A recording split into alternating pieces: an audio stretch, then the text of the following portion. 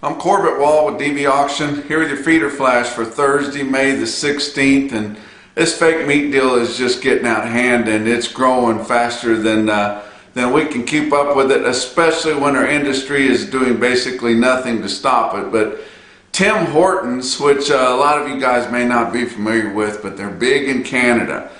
Big coffee place, breakfast place. I remember when I was up there, went with Rob Bergevin and his wife, and it was a carload of us, and we pulled into Tim Hortons to get coffee before we went on a drive, and they were surprised that I hadn't heard about it, but they're a big deal up there.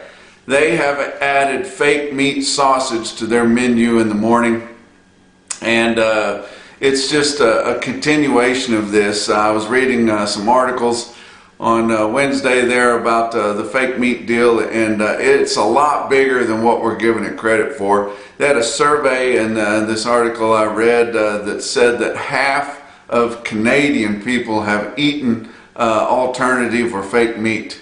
That is a lot, and the Canadian people are no different than us, except for the ones in Quebec. I've been there, and I'm not exactly sure where they're from, but it doesn't seem like either place. It's a whole different country.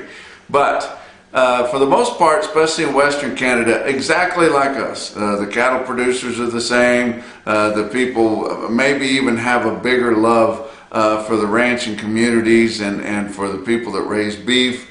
And like I said, more so kind of a Western romance with ranchers and things like that in that part of the country. And to think that many of them have already tried the fake meat is kind of a big deal. But reading on in these articles, I read some statements in there, one being, this is quote, "Alternative meat companies hope to replicate the success of non-dairy milk industry," the non-dairy milk industry, which has grown to about 13% of the milk market.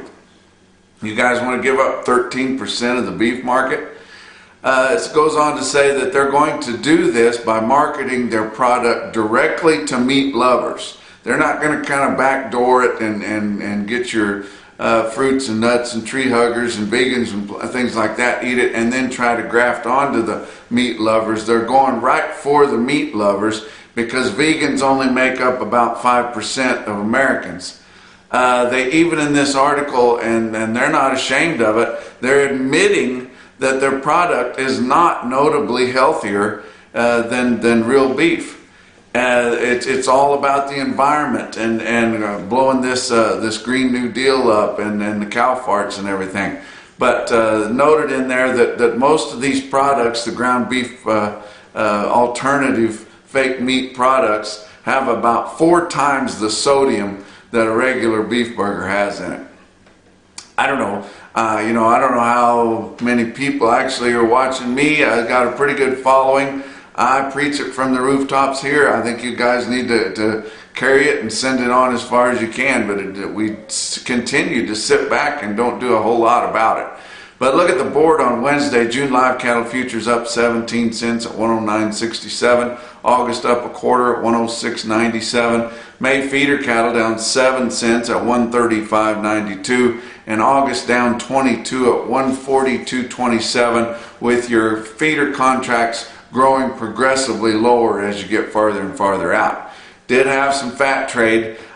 It's lower, of course, but it's actually a little better than I thought it would be. I thought it would be 115, 116 established in the South. It was 117, and look at there. I was surprised it was 117, and the 117 was $3 lower than the bulk of last week's trade, but really only $1 or $2 lower than that later week trade that we saw last week in the Southern Plains.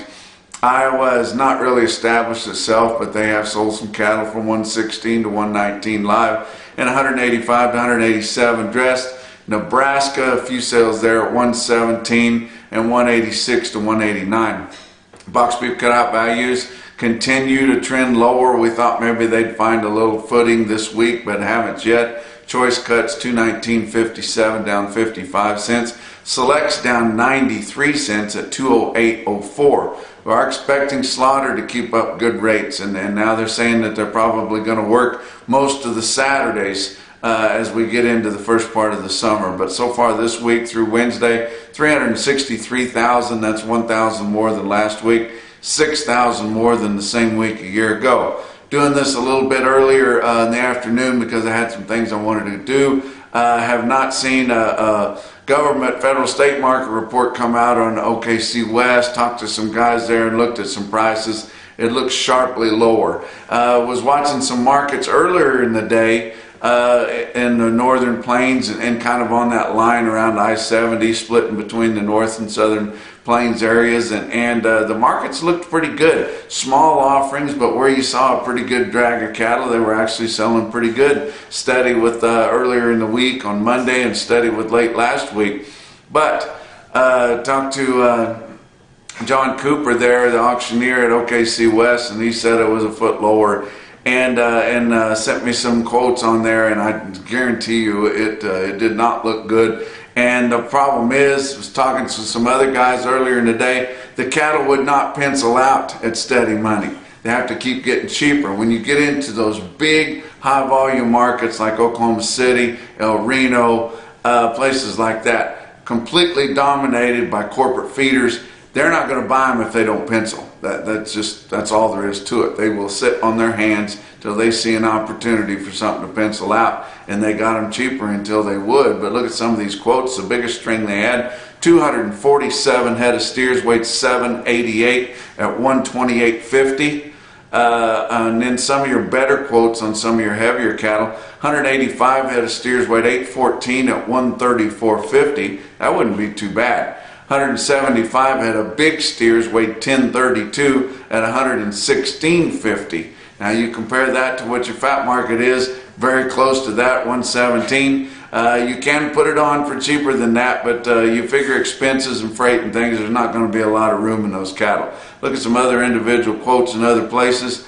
Pay's auction yard in Billings, Montana, sold 70 head of 655 pound steers, 167.50. That'd be an awful good clip. And at St. Joe Stockyards, my friends down there got a good heifer market on those 6 and light 7 weight heifers. Sold some black stalker type heifers, 79 head of black heifers, weighed 637 at $160 on girls. That'd be pretty good. And that's your feeder flash for Thursday.